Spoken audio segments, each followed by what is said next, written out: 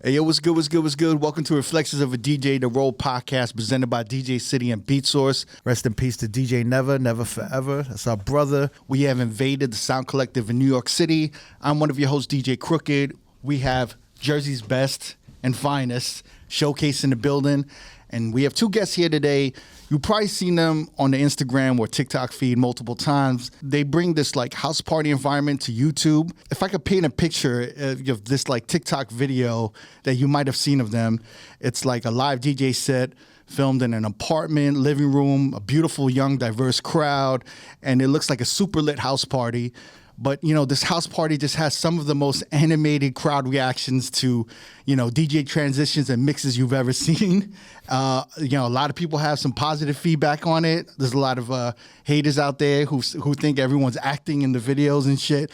But, you know, in my personal opinion, these are some of the most enjoyable YouTube live house party DJ sets I've seen. It's great content. And, you know, they started producing live events as well in the past few months.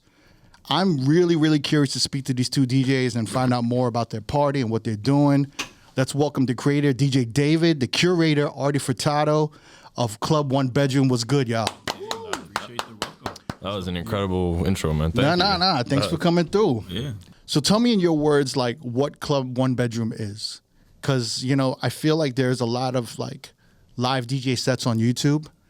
And I would say, like, maybe the first, like, apartment style living room like house party I saw was like Apartment Life, but it was like it seemed very orchestrated, and it seemed like it was more lounge like vibes, and it was like, you know, everyone was kind of like dressed in like muted tones, so it seemed like a very like visually beautiful, and the music was a lot of R&B mashup blends with Afro beats on a piano, but it wasn't like a high energy house party.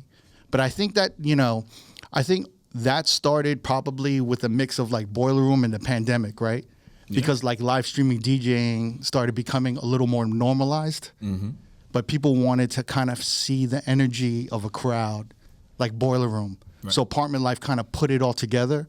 But your videos are just more high energy. You guys are like a real house party, right? So tell me the concept of how like Club OneBedroom like started. Well, it started because I would say I like to host. So what a lot of people don't know is that I'm primarily a wedding DJ. And during the down season for weddings is during the winter. So it was February of last year. I decided, you know what? A lot of people were saying, hey, you know, you should DJ. You should DJ a house party or something like that, almost like, you know, the Apartment Lives of the world and other videos that were already out there. But you should do your own thing. And I said, you know, maybe I'll get to it. And fortunately, I decided in February when I had some time to myself, I said, let's do it. What year was this? This was last year. This last year? Yeah, so about a year and some change ago. And I, you know, when I'm thinking about planning it, I first think, okay, who are the other DJs I'm going to have on it? So I called up the best DJs I know, first one being R.O.A.D. R.O.A.D comes in, he's like, yeah, I'm good, let's do it. Also at the time, I was mentoring a couple of DJs, and one of which that was in kind of the latter stages of the mentorship that I was giving her, ended up DJing for us as well. And you're from Jersey, right? Originally from Jersey. Yeah. Was this in Jersey? No, this is in my current apartment still in Harlem. Yeah. Okay. Yeah. So you were like, you're filming this shit at your crib, literally. Exactly. Yeah. All I had to do was, what's that? What part of Jersey? Bergen County. Bergen County, yeah. You could tell me this. I'm from Jersey. So. Okay, what part you from? I was born and raised in Newark. I live in Jersey. Oh, you're right. Now. Oh, so you were Jersey Club birthplace. That's where you at. Yeah. Newark. That's a blessing, man. That's dope. All right, so this is in your crib. Yeah. Like, yeah. Wow. Yeah. And then the last piece of the puzzle was I had a friend at the time who was starting up his own video production company, and was that sanctioned? Is it sanctioned or Steven? So sanctioned is our current videographer. Okay, he's the one who creates the recaps, and I don't know if you want to expand on that more. Yeah. So sanctioned does like our live event videography that isn't like the pure DJ camera focus kind of thing. So he'll like, whenever we do like interviews in the crowd, he'll like staff that. any like kind of shot that's where the camera is more mobile. Okay, he's the it's one more that films. handheld, Yeah, right? it's more Yeah. handheld, and he does like and then Because there's like a main stationary camera Yeah. that's like basically capturing everything, the DJ and the crowd and everything. yeah, there's right? like a bunch of there's a whole setup, and I like that. Like Steve and I coordinate it, and then Steve like puts the team behind it, gets the cameras and Okay. everything. Yeah. And So who was the initial? Was Steven the initial person? No, he wasn't. It was somebody else. And yeah, so he was starting his own thing. He said, "Let's record it." He recorded. We had two different angles, like we tend to for our private events. Yeah. And then in post, after he sent me that content, I decided to edit it in my own style. And fortunately, that first video hit 1 million views on TikTok. So this is like DJ David, and it's just content that you're creating. Yes. With R.O.A.D. Yes, exactly. So although we had thrown an event, the event had no identity at the time. We just knew, or at least in my eyes, the only vision I had was going to be a couple of DJs that are playing some fun music that you know in whichever kind of whatever kind of music they wanted to play. And it would be themed as well, just because at least for content, I feel like if people are on kind of the same theme, it's more aesthetically pleasing, and it just looks better for people. So initially, you just wanted to like just film a house party. Yeah. There was no like actual musical direction, or like you just kind of wanted to just see what happens and just like film a party. Exactly. And so, how many people did you like initially want to invite? Yeah, so I initially invited my closest friends, and I don't even think I had them, bring any plus ones because it's at my apartment. I can't have just anybody coming through. Right.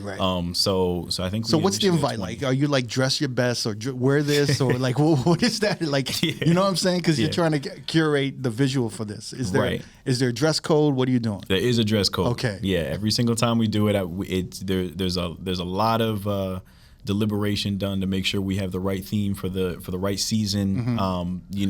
Even sometimes a theme that reflects, I won't say reflect, but works with some of the DJs we're trying to highlight as well. But yeah, there's a lot of deliberation beforehand. Then we send out the invite. We just use a Partyful invite, and we make sure that the time is there. We let them know, and we always give people a buffer so there's people in the background Right. when every DJ is going. And then of course the theme is in the description as well. So then you post this on your personal DJ TikTok and it hits 1 million. Yeah.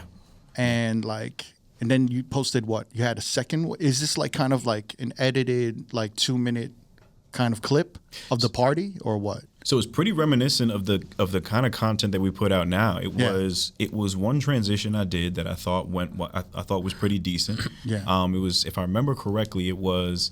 You got to remember it's the first one, right? I do remember. Yeah. No, I remember. It was Missy Elliott. I looped the this would kind of beat the go rat ta ta. Yeah. This would kind of beat the go rat ta ta, and then I think I used stems to acapella the second loop, and then I brought in Get Me Bodied. And I think, I hope I'm not wrong when I say this, but I think Get Me Bodied is produced by Talking about Swiss? Yes, Swiss. Because I'm thinking, what? How did I mess Swiss that beats. shit up? God, That's all right. damn. Yeah, you gotta edit that shit out. That's for sure. Yo, I was like, just whoa. imagining that. It's hilarious. But is it Swiss Beats who did that one? Yeah. Okay, It's so Swiss it was Beats. the person I thought of, but it's He's doing the ad-libs on it complete too. Wrong name, but yeah. And it's something. So I love his production, Swiss Beats' production, and I figured it would work well with this is kind of beat to go, and just it's not even like a wordplay. It's just when I think really good beats of that era, I think of Swiss Beats first, to be honest. So I put those together, and fortunately, it went really well. And I kept the same kind of recipe that we keep for a lot of Club OneBedroom videos. We change the edits. We first show the DJ so they know that this is a DJ video with the equipment in it.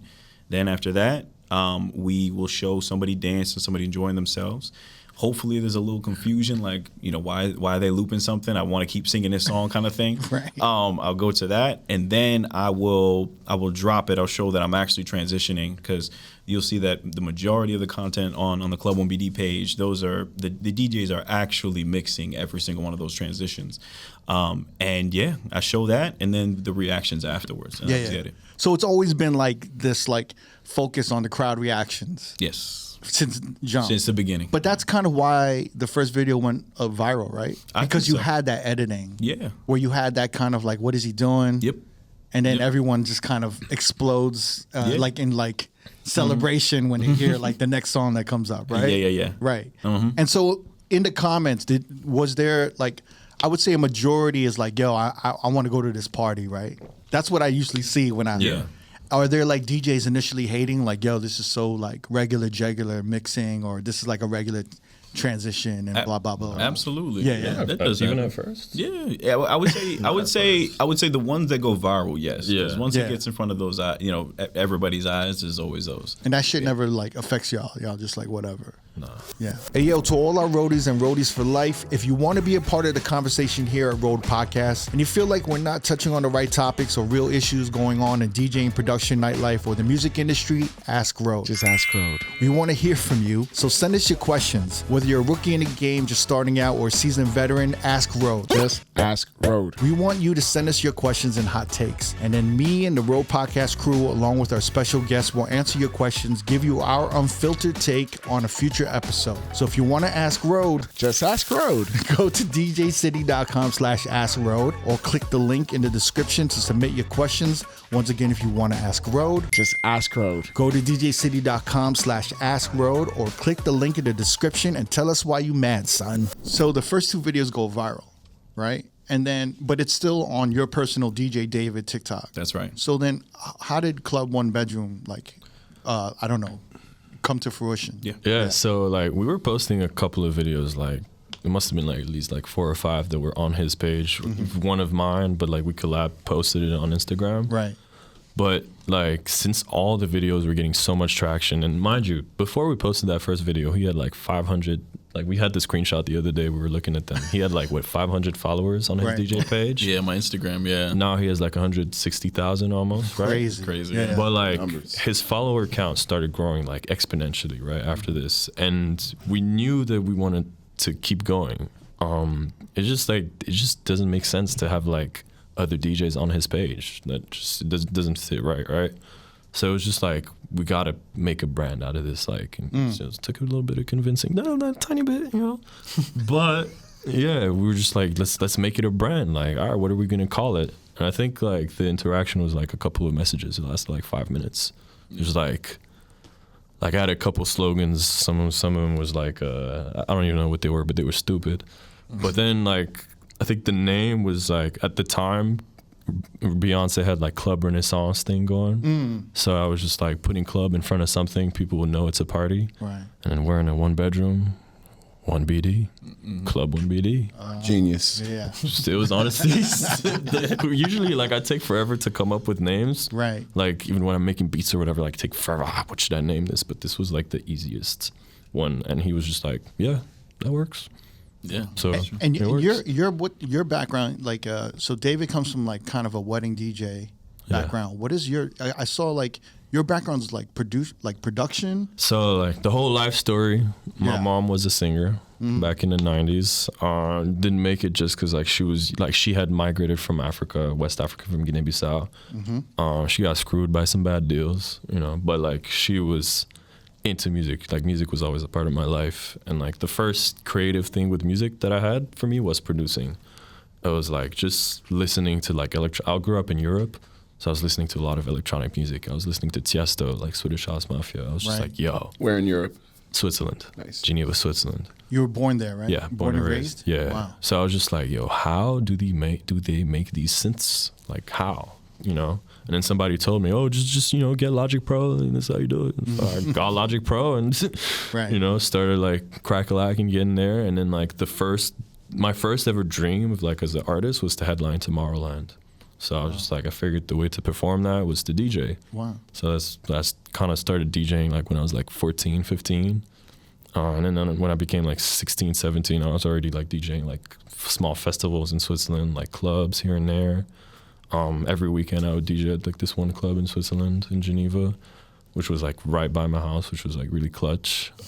So yeah, that's kind of where like my DJ background comes from. So DJing you come from places. an EDM background. Initially, yeah. Yeah. But it's like that was the music that was popular in Europe, but my mom is West African. So I was listening to like all sorts of different African kind of music, So your production was kind of like mixing like Yeah. West African sounds with Yeah. like mainstream, With or mainstream. dance music, right? Exactly. And then also I've always had an interest in like hip hop and R&B, right? Except like I had to kind of do some more digging because like we don't get all the songs Like even now I'm at parties, I'm just like every day hearing songs that I've never heard of in my life. Really interesting. And everyone here is like singing them like lyric by lyric, and I'm just like, this Sierra? Yeah. How long have you lived in the States? Almost 7 years now. Wow. Yeah. That's just, it's so interesting because I've never heard of a dance or EDM DJ moving to open format. It's usually the other way around, right? Someone starts with Yeah. open format and moves to EDM and dance. I just like I just love so many kind of music because it's like growing up, Right. like Geneva's this very multicultural city. So like, you know, usually like the stereotypical Swiss man is like white, right? But it wasn't the case for me in Geneva. Like everyone that I knew was like Algerian, Albanian, West African, Congolese, Ghanaian, South American. So like I had this like eclectic mix of like people from everywhere, and I was always exposed to like every single kind of music. Right. So like it kind of reflected in my production and also in my like early sets. Like yes, they were EDM, like but I was also like playing a lot of like African music in the club. Like I'd go to these white clubs and play. There's this song, "Coller la petite," which means to tape the. How do you say like put two things together and tape them together? Blend them. Not even just tape them together. Okay, is the yeah. word that they use. It was like tape. Stick them together. Tape that glue girl. them together. Yeah, glue yourself to that girl is kind of what the song translates to. Yeah. But it's like this song from, I forget if it was from Ivory Coast, like one of those francophone African countries. I was playing that song in like these white clubs, and everyone was going turning up. But then the owners would come to me and be like, "Yo, like you can stop playing that shit. Let's go back." You know. Damn. So yeah, growing up, It was too provocative. It was like too African, I think. For me. Oh, that's what You it know, was. yeah. Interesting. Because I had played like P Square and then that and then something else, and they were like, "Nah, you gotta go." What year is this? It's like 2018, 2017, 2016. Yeah. There's one kind of fun fact though that he mentioned before, how he hasn't heard, like, you know, he had to do extra research and learn about a lot of these songs. I would say maybe half of my viral video transitions, he hasn't heard any of the songs. Really? Yeah. About half of them. Like Yeah, he hasn't heard any of the. He didn't grow up with any of the commercials. You know, some of the you know Disney Channel theme songs I be playing and stuff like that. He hadn't heard any of them. I'm just like, yo, I'm posting this one. I think it's gonna do okay. He's like, bet. So wait, how did you guys meet? Like, what gravitated you guys Because together? like It makes no, you know. Jersey Yeah. to just NYU, like NYU, University. okay. Yeah, so I Okay. went to NYU, but a friend of mine who was in my program, I got into NYU for music tech. So Okay. I thought I was gonna come out of there, be a crazy music engineer, like producer, all that shit. And one of my friends, Jonathan, happened to be very close friends with him. And so I don't even remember where the first time that we actually met was. Do you? Probably in one of your events, I think. Maybe. Yeah. But So like, you were throwing events? yeah, in my second year I started at NYU. Wow. Immediately. Wow. Yeah. So were you DJing at R.O.A.D's events? I DJ'd at the end of it. I wasn't even what was actually your second year. It was my final year, right? Yeah. So I had just become a DJ, and he hired me for an event at the end. But it's funny to think about how that actually happened though, because at NYU I had actually started the Latin dance club there, and one of the attendees, one of the few guys that joined the club, his name was Jonathan. Jonathan became a close friend of mine, brought me to his events because they were in the same program. And that's when I started. That's when I met him, and then ended up I DJ'd I think one event in like 2020 or 2021 or something like that, and that's how it started. Wow. So 2020 you came in NYU? So I was at NYU from 2015 to 2019. And I think you. I got in 2018. Gotcha. 2022. Yeah. Yeah. So you guys are fairly young, like mid 20s, 26. late 20s. Yeah, late 20s. Yeah. It's just so interesting. So everything goes viral. You start Club OneBedroom, right? And then like you start filming more events at your Harlem apartment. Yeah. Yeah. And it continues to go viral. Yeah. I mean, like we started filming. Then after we came up with the name, Yeah. like actually we got to start posting on there now, right? Right. Collaborate with the DJs and everything. The very first video that we posted on there, posted it on April 1st. It was a SpongeBob remix. That one hit 10 million views. I didn't. Yeah. You see what I'm saying? It's like it's crazy, and I'm gonna be very honest there. I I don't feel like I even deserve it because I didn't make that song. That was just a Jersey Club remix from, I think his name is Prod by Ray. Ray Sam. Yeah, Ray Sam. Yeah.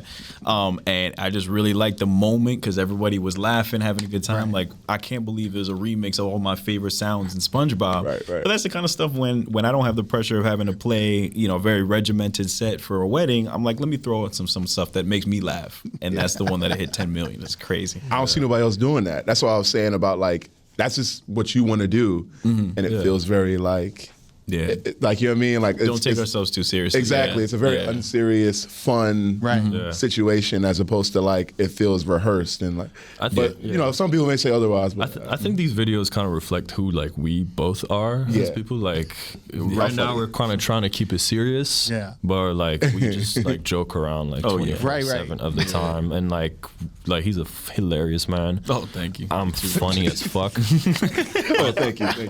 I think I'm funny as fuck. Some may disagree, but they are entitled to their wrong opinions, and it just like reflects in the videos, and like you can see it in the people. Like, it's funny from like the perspective of a DJ who's been doing this for 20 years to see, your first video being posted from Club OneBedroom be of like SpongeBob going viral to 10 million, and they've been like dedicating all these hours and like their whole career. That's what I'm saying. And to see you guys go viral from one video with SpongeBob, I think it just really gets under their skin and like agitates them to no end. You know what I mean? Like, I can imagine. But you guys acknowledge that a little bit, right? Yeah, to a certain degree. But also, before we got to those 10 million, like he had been DJing for 7 years, right? And I've been DJing since like 2013, like 2014 when I was so. Y'all are legit. Y'all are legit. It's not like we started and then like a week later we got like 10 million. But like you were saying off camera a little bit, like the first, like going viral, the first 2 videos, there was like, in your perspective, it was almost like it was like a bit lucky, right? You were saying. I first I definitely thought we were lucky. I was like, oh, it's 1 million views. Next one's probably gonna be 20,000 views, which is still a great number. Which is with a lot, but like it's way less than 1 million. Yeah, because I know so many DJs who post content, and like there's this idea of posting content. It's like, well, we're gonna start with 20 likes. Maybe 50 views, and then like we'll build this up. It's like steady, but then you guys just strike gold, like instantly. He's a creative genius. No, this man is. I mean, look, I think the reason why the recipe works is one, the aesthetics of it all. So this is not only the themes, but it's also the people. I'm fortunate to know some pretty good looking people, I would say, because like I said, I think off camera, the people that you'll see in my videos, 90% of them are my close friends in real life. So see, these are not just random people off the street. I don't trust just anybody in my apartment. Secondly, they're creatives. The music is actually good. So, while it might not be the most insane transition, it's something that moved the room in that video, and you can actually see that. Secondly, I would say thirdly, me personally, I think that DJing should be or is the most selfless job, one of the most selfless jobs in the world. And the reason I say that is because for a DJ to really be a great DJ, they have to put their ego aside, they put themselves aside and say, hey, look, I just need to make sure that everybody's moving. I can get as many people moving for as long as I possibly can. So for that reason, and because I had that kind of perspective going into editing, I said, we are highlighting people's reactions. That's also what people are gonna resonate with the most as well, because they're like, okay, this DJ mix was great, but I'm just looking at the DJ the whole time, and it's just a beat. They're just moving their heads like this. Right. That's fine. But it's going to be more engaging if they're looking at somebody with a stank face that they're making while they're watching the video. Yep. So if they can relate on that level, and they can also laugh at some of these reactions, because we all have different reactions to things. Some of them are funny, some of them are standard, whatever it is. That kind of thing makes people keep watching and want to reshare and those kinds of things. So, yeah. So, I think, go ahead. No, I think to add to that, like, you often see basketball dunk videos. Yeah. A lot of times, my favorite part of those videos aren't the dunks. It's like the reactions from the teammates, from the bench, So it's kind of playing on that. And also, I want to give a shout out to Jabari, founder of R&B Only. they do like arenas. Yeah, just shout out to playing R&B only, you know? man. Yeah. Killing Like it. I remember one time, like he was gracious enough to take some time to like call me, and he was just like, "Our marketing, we just focus on the people, because the people want to see how your events feel to other people. Like the performer is great and stuff, but people care more about how it makes you feel. So Right. if you can show that, I think it just like resonates with way more people. Crack the code with that for sure. Yeah. Yo, roadies and roadies for life. You already know that we rock heavy with DJ City. It's our go-to record pool to download the latest music, edits, and remixes for our DJ sets. So now, Road listeners can join DJ City for only $10. $10? Only $10. That's almost 70% off the first month. Make sure you scan the QR code or click the link in the description or go to djcity.com/offer/road to jump on this great deal. I mean, it's interesting because like the whole concept of Boiler Room is like the crowd behind the DJ. Where normally it would have been just the DJ, which is boring to watch and experience. And then there's something kind of boring to just watch the crowd as well. But it's like you put two together and then they're both facing the camera. Then it looks like the YouTube viewer or the viewer themselves are the crowd. They're the audience watching this happening, Reflective right? almost. Yeah, absolutely. So that concept, and obviously you guys bringing it to like a house party experience, it really kind of like, it's really interesting how this is all like blown up. I'm just so curious because I've always just wondered, how do you monetize this? Because it's like on YouTube, I'm curious, like, have you guys had videos taken down because of like the copyright? Like, how do you get around these things? Like, I'm really curious because I know you can't monetize on YouTube, right? You're playing other people's music, even though they're remixes. Like YouTube, like they can scan that shit really fucking well. Yeah. So I'm really curious. Initially, when you're starting this, it's catching wildfire. So all you really care about is just kind of like continuing to produce the content. But at some point, where do you start thinking like, how do we monetize this? But first, let me know how you get around these like videos getting taken down. Yeah, I would say we kind of don't. As much as That's I want us to, when there's a part of a song that we have to, when there's a song played that that hits a strike and it won't be visible, the whole video won't be visible for this one thing, we have to take that part out, and we'll put maybe the YouTube caption like skips for this part because of copyright, whatever it is. So there's multiple videos with that. There's a few. Yeah, I would say maybe 2 or 3, I think. We've been fortunate that most of them, the copyright is noticed, but it's still visible in the majority of territories. Do you upload like a rough draft version just to see what gets scanned first and then maybe edit it in like post so that it can just kind of go up uninterrupted? We haven't done that. We might, but Decent idea, I'm not gonna lie. Well, like we used to do that with the podcast because we'd have guests on and we want to like play samples of the music or their whatever their remixes are. So we upload it to YouTube, see what gets flagged, and then we try to take it out. But ultimately, we were like, we're not going to put any music on YouTube. It's too much of a pain. Yeah, that's smart. But for you guys, you're just kind of like going with the flow. Whatever gets flagged, whatever. yeah. It's more annoying on TikTok though, because like on TikTok, it happens on TikTok. Yeah, It happened a lot early. Yeah, Damn. on TikTok they'll just take the video down. Oh. Like it'll live, and then like 10 seconds later it's down. Wow. Yeah. So there's videos that you've had to like Yeah. just didn't make They it. just don't make it. Like it's what's interesting is like they'll stay on Instagram but not on TikTok, and then vice versa. For some Yeah, they'll get videos. muted like 4 months later or something Yeah. like that. Yeah. You still feel like TikTok is the strongest platform for you guys? It's a great question. It depends on in what vertical, because with engagement, yes. But if we try to push out a tour date or an event on TikTok, it's a dud. Nothing happens from it. So, Interesting. Yeah. It's Instagram, So it has to right? be Instagram for that. Explain that a little bit more. Like, what is your demographic that you've noticed on TikTok versus Instagram? You want to take that?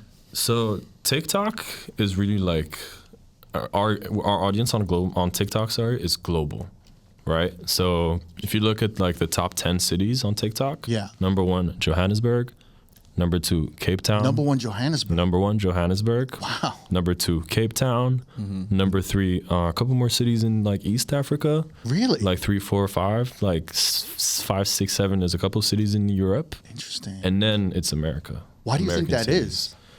I've been to South Africa a couple times, like Yeah, yeah. twice this year, and I think my first night there, it was New Year's Eve, my friend took me to an R&B party in like this art gallery, right? Shout out Jade Kelly. And they were singing their hearts out to R&B. Yeah. Singing, man. They love it so much, bro. Like, I was just like, what the yo, like what? How? And What, then like 90s, 2000s R&B? every R&B, Every R&B. Like, it felt like I was in here. Like they were playing songs again that I was like, damn, I haven't heard this one, but they're all singing. Shit, I feel like culture. What's the name of the R&B party? Because I know it's one called Strictly Soul out there. It was Strictly Soul. Oh yeah, shout out to Akio, man. Yeah, shout out, That's like you got to see those videos, man. It makes you like. You're like, damn, I need to be there. Yeah, and so like through that, I'd noticed that like South Africa is actually like the second consumer of R&B in the world after the U.S. Right? Oh wow. Yeah, it's like that. I love your analytics. Y'all are on it. That's really great. We read that thing. But yeah, and then I think just like TikTok, like people everywhere on TikTok. Like I think like TikTok, South Africa is like the #1 country for TikTok, like in Africa. I think people just love that, you know, like, and for them it's in the US there's a lot of R&B parties, right? But in other countries not so much, right? So when they see people like partying like that, a lot of it, like even me growing up in Switzerland, like I used to watch like stuff in the US, I was like, damn, I wish we had something like that here, right?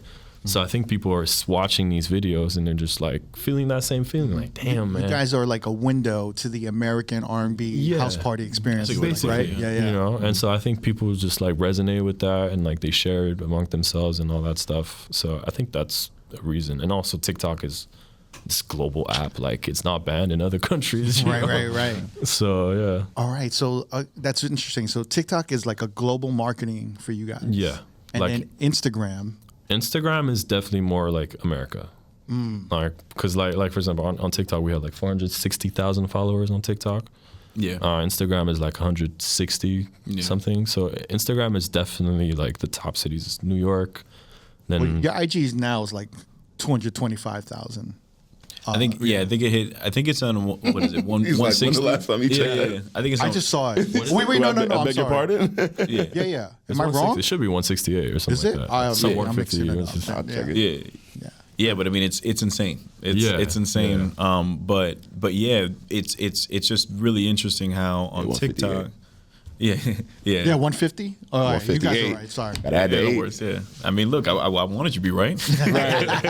But yeah, no, it was one. It's we just find that when we've tried to do any kind of marketing for our events, for the tour and everything like that, there's been absolutely no traction that's come from TikTok. And I think it's in large part because a lot of our TikTok following is not from here. So you know, on one hand, we learned that okay, and we even experimented a little bit. So we tried just the static tour flyer, and then we tried it as a video. It's like a graphic animated one. Right. And then we tried the one with like a bunch of comments showing up, you know, highlights from our past events, like we the works, and nothing on TikTok basically. So I think because the audience is so widespread, it's just way harder to sell tickets on that app. But with that being said, we love the algorithm because they push DJ stuff so quickly, so easily, and that's why I feel like in the beginning we got lucky because I think sometimes they just hear they just like, okay, this account has been posting relatively consistently for the last 7 months, let's just push this video. Like that's what I feel like kind of happened to that for our first video. But then once you have that traction, you don't want it to be just 5 seconds of fame. You want to do it again because those people that came to your page, you want them to also see the rest of your stuff. So as long as you have quality, not just quantity, then you're going to actually turn that engagement into followers and stuff like that. So TikTok's taking off. Instagram's like taking off as well from Club OneBedroom. Yeah. While this is like kind of happening in real time, are you guys discussing like how do we monetize this? Do you guys know that you're not making money off of? I mean, are you guys making money off of TikTok a little Nothing. bit? Not a Zero. So then, Maybe he made like 25 cents off a TikTok. Oh yeah, live. TikTok live before that was it. For the donation. Yeah. so you can't monetize it online at all. So while this is all happening and it's blowing up, what are you guys discussing? Like, we have to move to live events. Are we ready for live events? Like, when do you know to pull the trigger? I mean, you know? I run an events company, so How long? Then this started from NYU, pretty much. You like kind of somewhat, sort of. At NYU, like I was doing events, but I had no like company in mind. It was just like R.O.A.D is throwing an event, right? Pull up. Then like pandemic happened, so that kind of put a stop on that. Right. Let me backtrack a little bit. NYU, I started throwing these events, and that was when I was still like producing, like making beats here and there. So I was meeting a lot of artists. So people were just like, "Yo, Artie, you got like a nice rooftop. Just like throw a concert." I was like, "Yeah, that sounds great. Yeah." Did that, put like 6 of my friends on the lineup, myself included, and like 200 people came. Wow. Like they just all paid like the $8 at the door or something, like, and like Pre-pandemic prices. Pre-pandemic price, yeah. $8 at the door. And so you were having rooftop like pandemic parties. Like pre-pandemic. So that was like pre-pandemic. before. Oh, okay. 2019, yeah. Yeah. And so I was just like, oh shit, I'm doing something here. Just because like the headlining artist that I had, her name is Khadija, all her songs that she played were unreleased. I think the day after she had like 200 new followers. Wow. And like girls were like posting like pictures of themselves from the party, and their captions would be her song lyrics, which were unreleased, right? So that's like the impact that it had on people. Wow. And then the impact that it had on artists was just like, oh, they have a fan base, like very small, but they have a fan base now. So that just kind of what like drew me in. I started doing more and more of these parties. One of my very first headliners for one of these was Doechii. Wow. Shout out to her. Grammy Award winning. Yeah, now. February 16th, 2020. She headlined at Wonderville in Brooklyn. Shout out to that. And then I just like started working for a company after the pandemic, and then I did my own thing. Started it last year. Furtado Global is what I call it. And so yeah, for me with Club OneBedroom, the vision was always to bring it into events. It was just a matter of when. And so I'm kind of like between us two, I'm the more conservative one, I would say. The more like, let's chill, let's relax, let's wait, you know? And at first, like, we started it, the first Club OneBD post, the SpongeBob one, was like April 1st. I was like, yeah, we're going to do events, we're just going to do it like in September. You know, we're just going to take our time. But then I just like had a cancellation in like May at Jolene Sound Room. And I was just like, yo, David, are you free like May 10th? He was like, yeah, what's up? Do you want to just do the event? And then he was just like, I thought you wanted to wait. I was like, yeah, I did, but I think we could do it. And so like, I was just like, told him, look, it's a 10K bar minimum there. If that shit doesn't work, we're both spending that 10K together, baby. And he was like, hey man, let's do it. He's very big on betting on himself. So like he's down for like, all right, it's a risk, fuck it, let's do it. So I was just like, all right, shit, let's do it, man. Like put $10 tickets up, like booked like 2 DJs, Danny B Knowing and Mahogany on it. Put it on sale, and I was just like, I kind of have like a very good judgments for like what an event is gonna do based on first day sales. Right. And I was just like, you can gauge, right? Yeah. If it does that number, then we're good, right? What's the safe number? Like half? On a first day? Well, like a first day, you probably want with 30%. I your wanted goal? like about 30 to 40% because we only had 10 days of promo, so I needed them to come quick, right? We sold half on the first day. Okay. So I was just like, oh shit, yo. So David, when you sell half, that's like, all right, we're gonna sell out. Yeah, we're gonna sell out. Like I was like, yo, David, like hold on, let's shit. We making money. Yeah. Damn. Right. And so yeah, we sold out with like 5 days to go, and it was like a 350 cap, and like we had like 200 people on the wait list to try to get in. Wow. So that's when I knew I was like, oh shit, okay, yeah, Really cool. Wow. So this all just happened really, really fast. Yeah. Yeah, really fast. I don't even know if I can speak to the pace. It has seemed nonstop since then, I would say. But when you talk about monetization, that's really the only way that we're bringing in stuff. I mean, now we're fortunate to have a couple of sponsors, little collabs that we're doing here and there. So the monetary value is coming in different ways. When did the sponsors come in? Oh, it's a good question. This year, huh? Yeah, I'd say about this year. Yeah. I mean, Were it you started guys last year, so yeah. Yeah. So you guys started pitching, or they were like kind of knocking on your door. Both. I would say both. I'm very intentional about us working with Black-owned businesses. So when I started to see the influx of of liquor brands reaching out. I said we need to update our pitch deck and send it out to black-owned liquor brands. And we're fortunate enough to work with with John Basil. I believe that's out of Chicago. Yeah. And then also we worked with 10 to 1 Rum, which is, I think Sierra is one of the co-owners. Yeah. I love how business minded you guys are. Like for someone in their mid 20s, I just think like a lot of DJs in their 20s, they're not as calculated and strategic as you guys. I mean, yo, this he's a smart man, bro. Yeah. He studied physics, maybe. So you're an engineer. You have a day job actually. Yeah. You're trying to juggle. Yeah. So I in undergrad I studied physics, actually minored in poetry. But when I always needed, and the reason I say that is because I always needed a creative outlet. Right. And that creative outlet became DJing for me. But then after graduation, I worked at like a blue chip consulting firm, a tech consulting firm, and I was mostly doing coding. Then I moved more into the product management side of things. And right now I'm working at a mid-sized engineering firm, but I'm actually not doing engineering. I'm running the innovations department there. So I get to continuously kind of use that creative part of my mind in my day-to-day. And that also, I feel, kind of helps me stay creative with my DJing side of things. Hey, yo, what's good? This is the R.O.A.D podcast, Reflections of a DJ. We're here in New York City, and we have invaded the Sound Collective. Now, I want to explain what the Sound Collective is. I got my man Lefty from the Sound Collective here.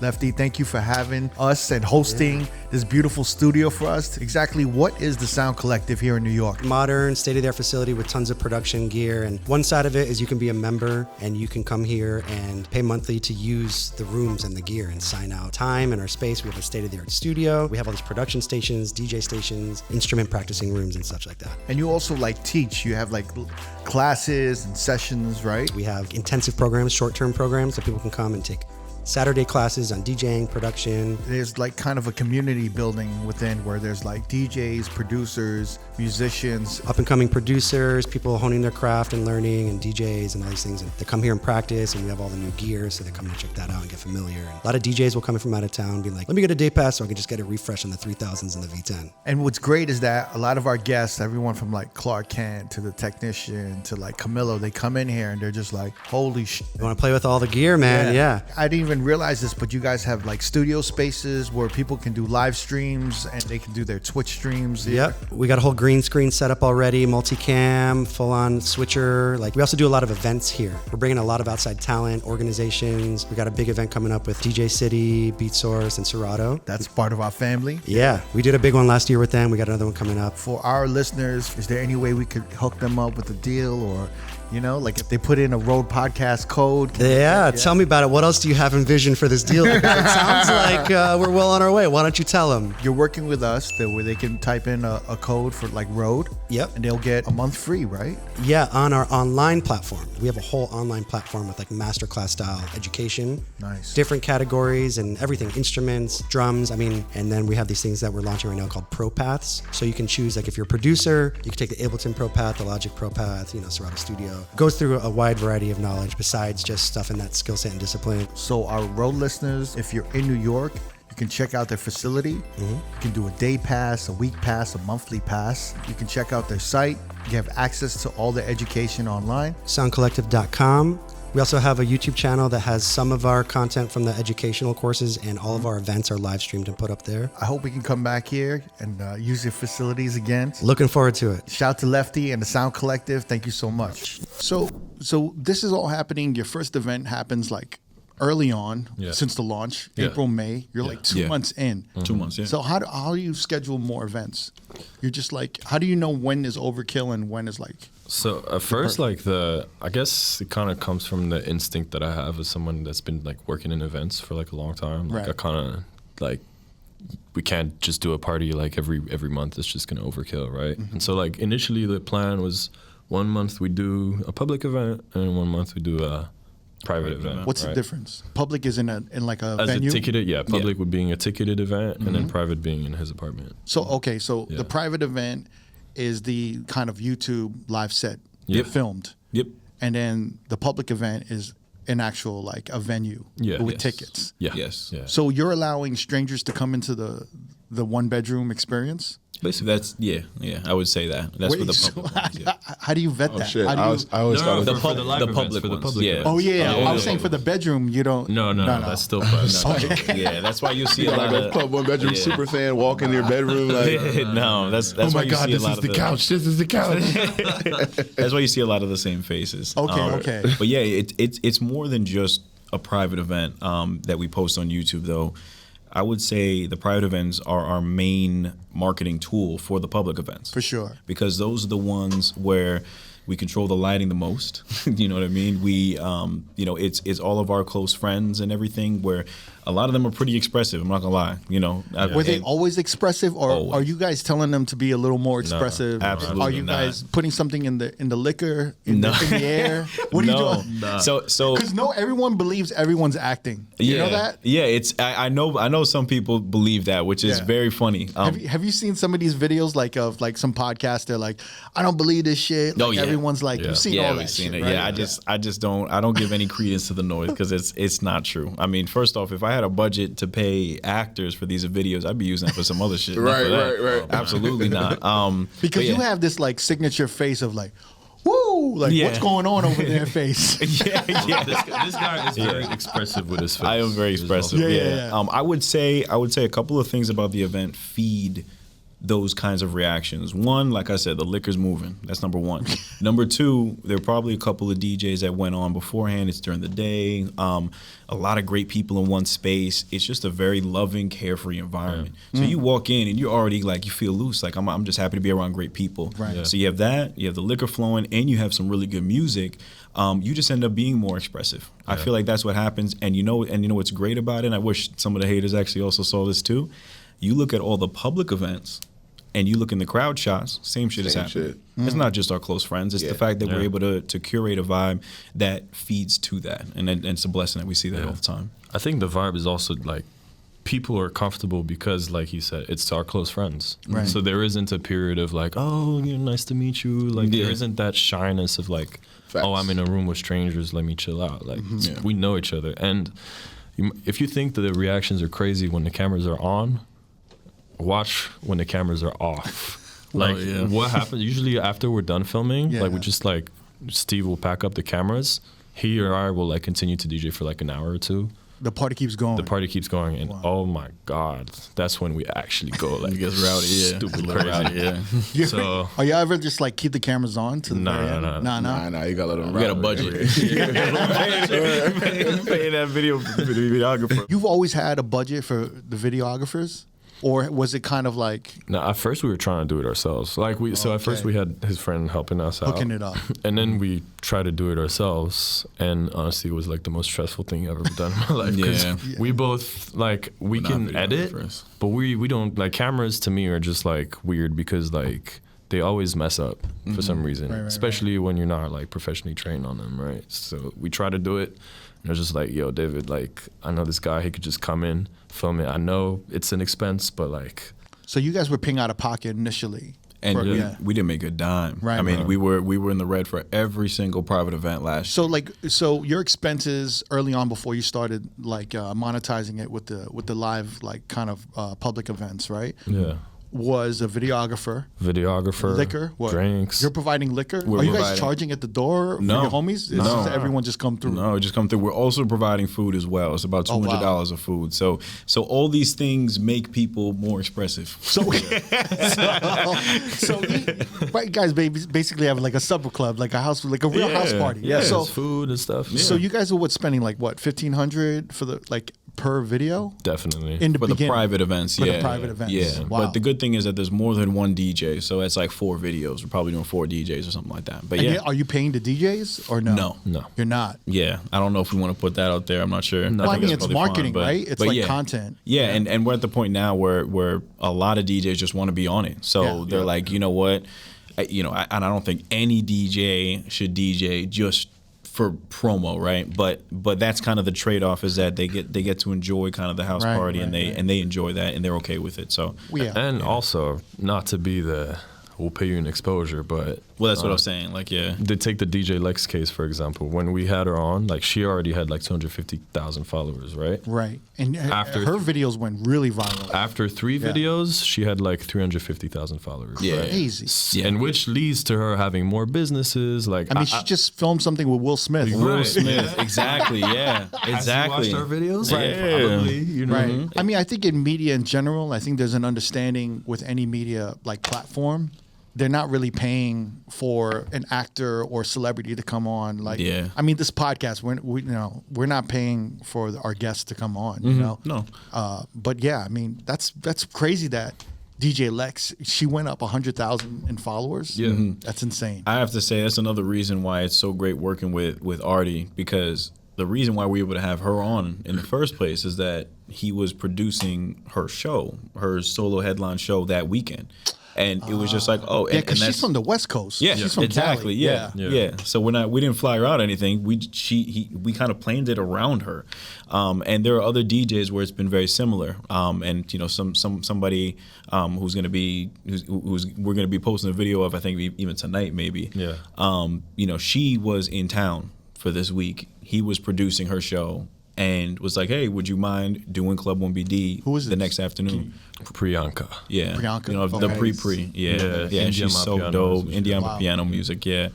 But yeah, that's how a lot of our connections have started, is because of this man's producing their shows. Wow. Yeah. So I mean, speaking about that, like Furtado Global, right? Yeah. So like, can you speak on some of the events that you've helped produce, like, you know, across different markets and? Yeah, I mean, One sec, I gotta say it because you always sell yourself short. Okay. This man has worked with some of the top talent in the industry. I mean, I always say this in his intros when I give him an intro when he's DJing for Club OneBD shows. Doechii, he has producing credits for I think 1 or 2 of her early songs. Yeah. On top of that, you can even see the Nardwar video. She says that he introduced her to the underground New York scene, scene in New York. that Nardwar shout out is crazy. Bro. Yeah, the Nowhere shower. Yeah, it was really cool.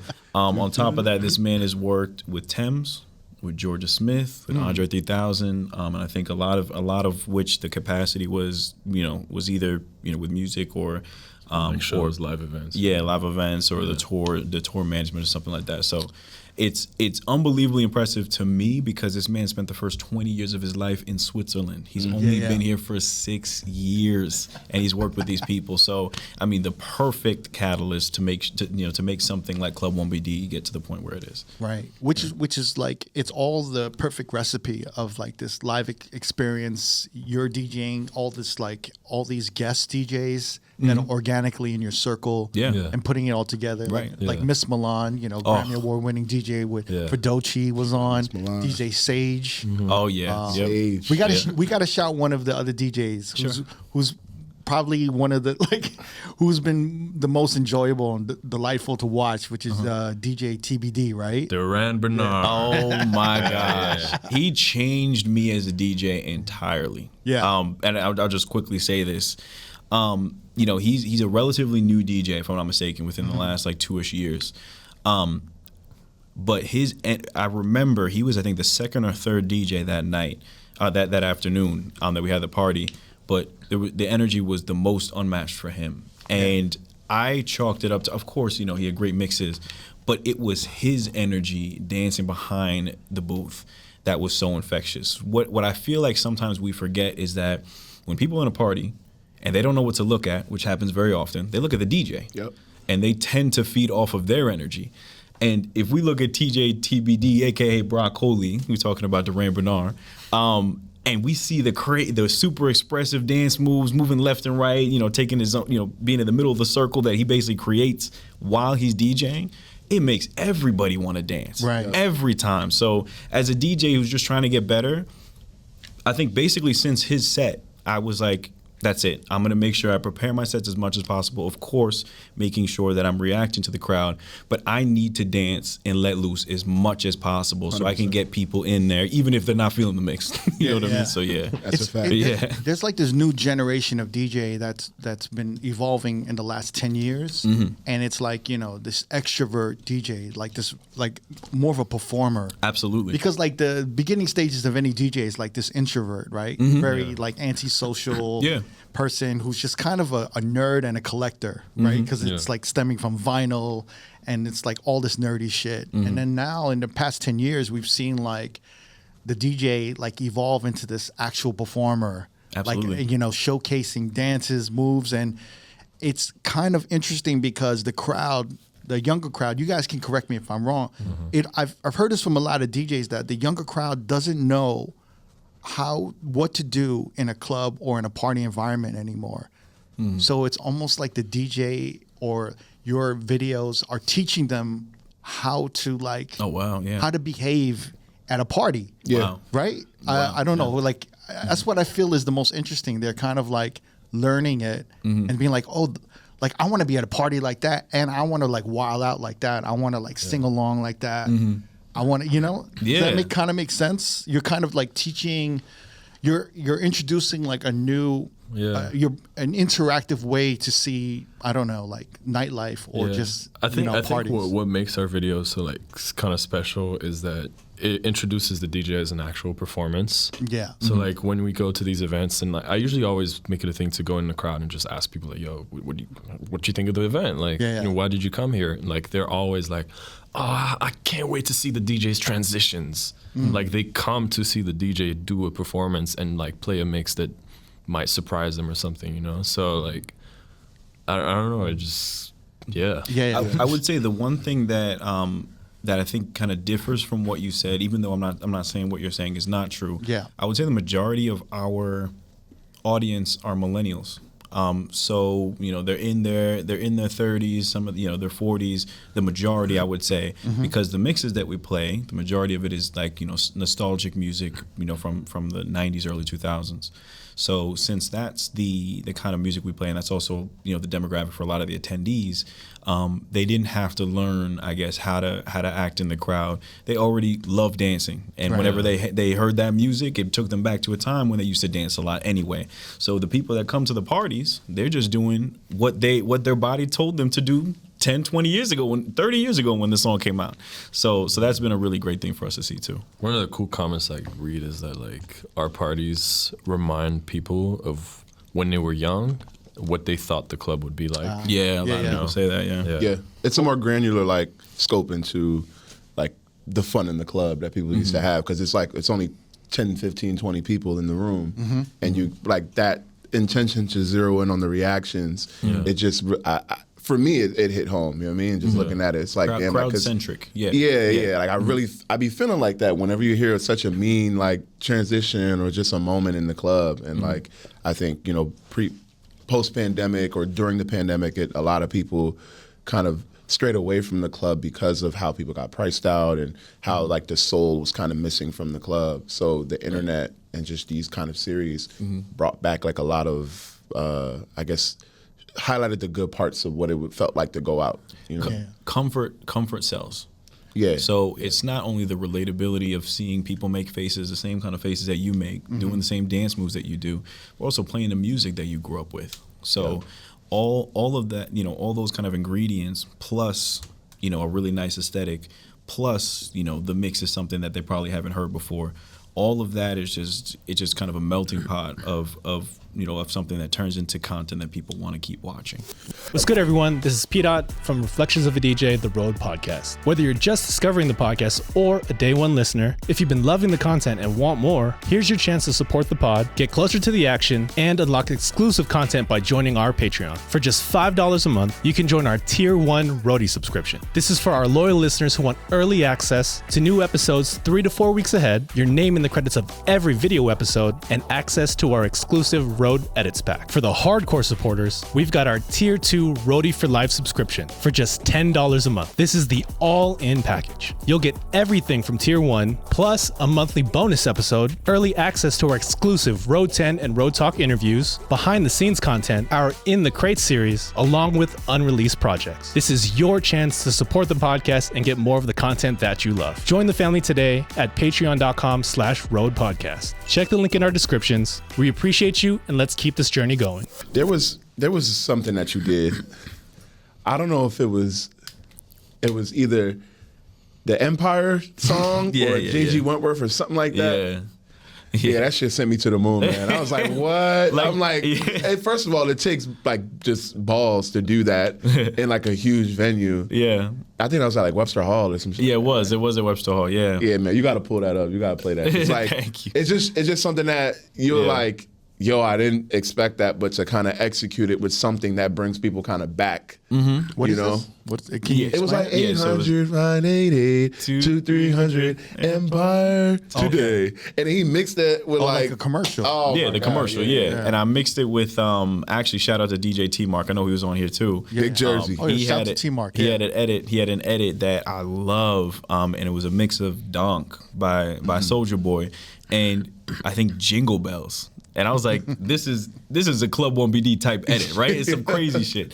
And I was like, okay, so I'm looking at the BPM. I'm like, okay, I can fit it without it sounding super sped up. But then also a lot of people, they just like BPMs match. You mix them. No, they get the sound has to be similar. The melodies have to work, and of course, you know, the key also helps as well. And I put them together. I'm like, okay, I think this actually works. And it happened like the day of while I'm preparing, you know, last minute cramming for the set. And I'm like, you know what? I think this is gonna work. And I played it, and luckily it got a good reception. So, like, what's the musical direction for you guys? Like, what do you tell the DJs? Is it you just want the more obscure, non-traditional, like obvious kind of selections? Or what is it that you tell them to describe like what to play? I would say usually we don't have to, which is good, because I think we have a clear enough identity that people know, okay, I've seen all the Club OneBD content. They want that nostalgic.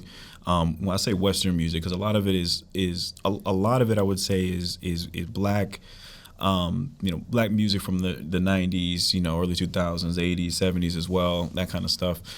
So people usually can see it and they get the gist. But if we have to tell people, we just say nostalgic music. We want people to feel a nostalgia trip when they're listening to the music. So that's usually what we tell them. And then it's up to them to be creative. We're like, okay, you seem like you have a bit of a track record that you like to get creative on the decks. We're hoping that you stick to that. And that's basically it. I do tell them to have fun with it.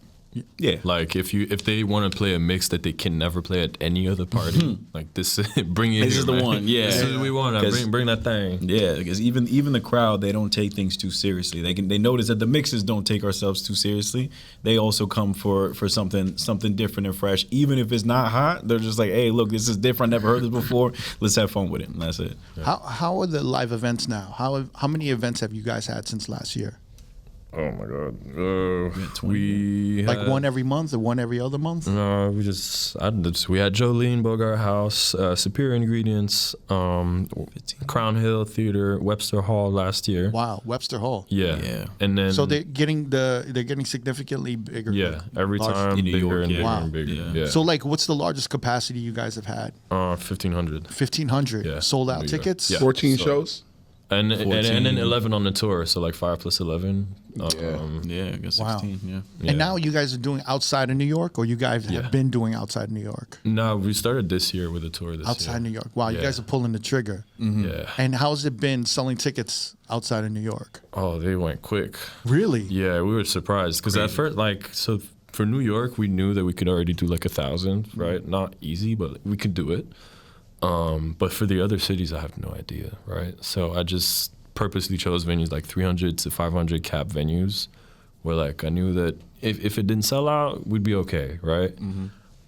They all sold out. Like DC sold out. in, like, Every single city within like a week. You know all the venues outside of New York because of your experience with live Exactly. events. Basically, Exactly. yeah. Wow. I didn't know shit. So is this like the new formula for like DJs or promoters your age? Is to create some type of YouTube live DJ set theme and then translate it to live events? If Do you wanna think that monetize. I mean, what's another I don't know, entity similar to yours? Is there anything prior to you guys that did it this way besides maybe Boiler Room? It's really tough to draw comparisons because I would say first off, there's a heavy saturation of our kind of content now. Now, yeah, on YouTube, definitely. yeah. But you guys don't have the numbers on YouTube that, We don't. which is interesting. We don't actually. That's true. So I wouldn't even say you guys are like wildly successful on YouTube. We're You're not, wildly successful on TikTok and Instagram. Instagram, yeah. I think it's because we started off a little ill-advised. We were like, okay, Instagram and TikTok, those are the ones that we want to focus on. But then we found out that what a lot of people end up doing is they drive traffic to YouTube via their Instagram and TikTok. Right. Almost all of my viral videos, they were from sets I had never posted. So they went to the YouTube like nothing here. They're gonna leave. Yeah. But now what we found out, and we think this recipe is going to work, we hope it will, is we post the YouTube set first. We post all of the TikTok, Instagram clips afterwards and say, hey, full set on YouTube, because people want to run to YouTube and see the whole thing. Right. Yeah. We didn't do that until like months ago. Yeah, just a couple months ago. That was our mistake. Yeah. Oops. Yeah. See, I would have done that initially. Put it on YouTube first. And that would have been right. That would have been the right way. Interesting. I think the blessing and the curse with us is that like we work very fast and we focus on like what feels the most important for us now. Like there's a lot of times where we'll discuss something like, oh, should we do this? Should we do that? And then I don't know if you know, but there's sometimes we're talking about stuff and I just don't even like bother talking about it anymore because it just like doesn't feel important to what like doesn't feel important enough to what the main goal is that we have at the moment. So it's like we probably didn't start with the YouTube because we were just so focused on like, oh shit, we got this hype on TikTok. Like we got to feed into this. We got to do this. This is what's important. I mean, like there's a lot of moving pieces. Yeah, it's you like know? I feel It's a like lot. if at that point we had like stopped the TikTok thing to get the YouTube right, we probably would have lost so much momentum on the Interesting, TikTok yeah, and that's Instagram. right. Yeah, you know? but they have to move simultaneously. Is what They have to, yeah. Right. They have But And it's- now you guys kind of are moving simultaneously. Yeah, because for like up Yeah. until December last year, it was just us two. You know, Yeah. it's like Right. doing all the edits, Everything. doing all the YouTube editing, like marketing, everything. all the flyers, Yeah, everything, flyer all marketing, work. all like to getting like all the venues synced up, all that stuff. Yeah, it's a lot. Right? It's like you guys with your Juneteenth party. It's like it's all hands on. It's yeah, like, it's all hands on. and then you're learning as you go. Yeah, and yeah. you're like making mistakes in real time. Yeah. in And these- public. You know. Yeah, and these Yeah. edits like they last 37 seconds. They take like 4 or 5 hours to make. I can. Oh, I yeah. can You know, so it's like I see the zooms. Yeah. It's all, You guys are like the kings of the Zoom edits. I want to give credit for this one though, and I actually this was news for him. I mentioned it a couple days ago, but another reason why people resonate with our content is that it's funny sometimes, right? The reactions are Right. funny, but also we throw in little elements here and there where if somebody's doing something funny with their hand, I'm gonna zoom in their hand and track it, like something funny like that. Even in the Empire video, somebody brought like a green bubble gun and was shooting it in the air during their reaction. I was like, let me zoom into that. Yeah. But I got that directly from a page called Best of Vogue, and I think Vogue has 2 E's at the end. Oh, yeah. I don't know if you've heard of it, but I've it's seen basically all of that shit, it's a page that celebrates ballroom culture. And it's just it's really a testament to the fact that influence can come from anywhere, and the Black queer world, so much influence, cultural influence, comes from that, and that's exactly where I got that kind of editing style from, and I took it to Club OneBedroom and kept it going. It's such a big influence Damn. now. Salute you for shouting them out. That was because I remember seeing a lot of that content. Yeah. And like Somebody's the reactions voguing in in the ballroom, middle. like in the ballroom, are They so zoom in great. on somebody's fan or somebody's pointing, all that, That makes sense That's where I now. came from. Wow, because it felt familiar. That kind of like editing felt. And it was funny. It was something that made you want to keep watching. Yeah. So I wish I could do that with my eyes in real time. Yeah, me too. You know what I mean? Me too. Yeah. Well, the thing is, it's genius because when you're watching kind of like a recap video, there's so much going on. There could be a reaction only on the left side of the crowd. Yep. And then the right side looks dead. If you show the whole picture, it kind of deflates the energy in the video. Absolutely. So you kind of want to always focus on the great parts of every, It's true. of every video. That's what social media very, is, yeah. It's very intentional and smart, Yeah. and it Thank you. takes Yeah. a lot of Yeah. time. Yeah, it takes a lot of time. Yeah, we go through a lot of footage. Like- But I think it's a really good way to put it. So what are your focuses now? Like, how do you guys manage everything? Because you guys have to keep the YouTube and the content going, but you also got to like juggle the live events, and then you've got to do the recap videos of the live events. So there's like, a lot. how are you guys juggling all that? And then you have a day job as an engineer. So like, how are you guys juggling all of this now? Yeah, well, I would say it looks different for both of us. For for me, I did the majority of the edits up until like December of last year, and then towards the tail end of last year, we would split them up. Now I almost have no time to edit. So, with the weddings and everything else I have going on. So You're I have juggling weddings too. Yeah, I'm The still wedding juggling business weddings. go up because of your video? Oh yeah. Well, I would say the rate went up. That's what I would say. The rate went up. Yeah. And the interest as well. Wow. But yeah, for me, it was getting some extra help, just at least with the emails and some of the more administrative stuff. So I have an assistant now, and she's amazing. And other than that, we have editors now for Club OneBedroom, and it's a lot of back and forth. That's what I'll say. They have kind of almost mastered the style, but there's always a few things here and there that we have comments on. You guys initially have the vision, so you have to kind of you know let your editors know what the vision is. Exactly. Yeah. And then for him, it looks different. I'll let him speak to that. Yeah, I mean, the good thing for me is it's I run an events company, Yeah. and I have like my assistant that helps me with stuff. I can like basically dedicate my time to making sure that the events and everything happens. But yeah, on the event side, it's just like any other event that I do. Like I do the reaching out to venues, getting the deals sorted.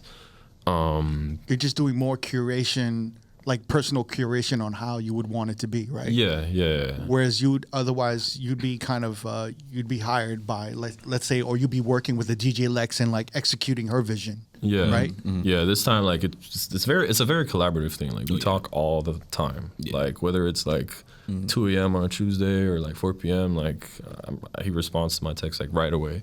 We gotta sleep. I respond to his text right away. Also.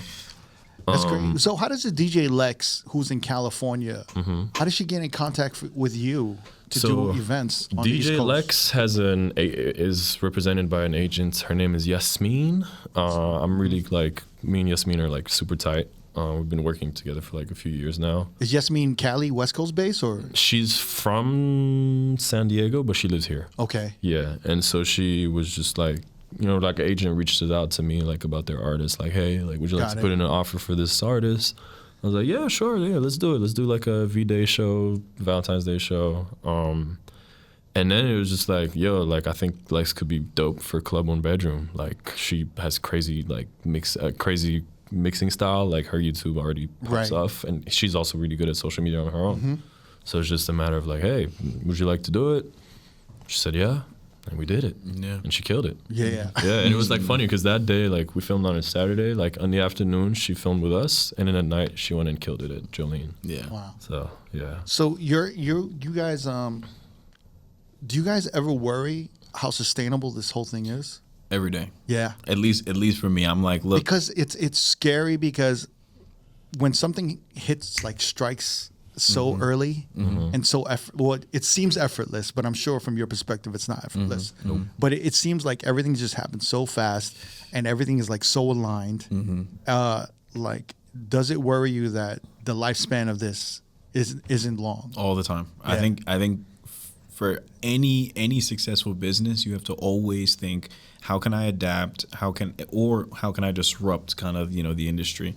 And it's funny, we just heard a little bit of MoMA say something about like disruption and all that kind of stuff. Right. And me being a techie, I hear it all the time. But yeah, you have to adapt. The same thing will become bland. It will become stale, no matter how special it may seem. So we're trying to diversify slowly but surely our content a little bit. For example, a friend of ours, Jonathan, actually the person who made us, both meet each other. He at one of our private events was just, I think it was like a Destiny Child song. Like I think it was like maybe Lose My Breath or something like that.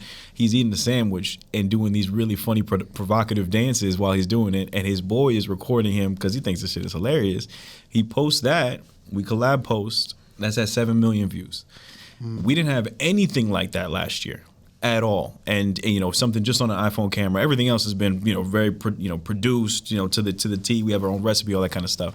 But we feel like no matter what kind of industry, no matter what industry you're in, no matter what company what type of company you're working with, you have to adapt.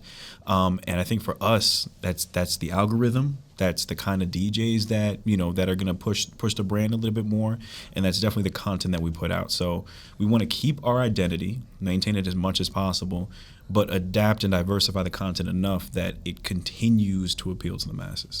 I hate that I'm gonna have to say this, but You probably gonna have to move into another apartment, bro. Maybe you might be right. Are you still filming in your apartment? Yes, I am. I am actually. want to change the scenery. The timing is kind of crazy because I just got a new couch. I don't even think you've been over since I got a new Superfans couch. gonna so like that. They I gonna wonder, like that. I wonder who's gonna be Gotta in the get the comments plastic like, yo. covers. You gotta get the plastic Ooh, covers. yeah. Yeah. 100%. Actually, it's funny you mentioned that. Just a quick thing to throw out there.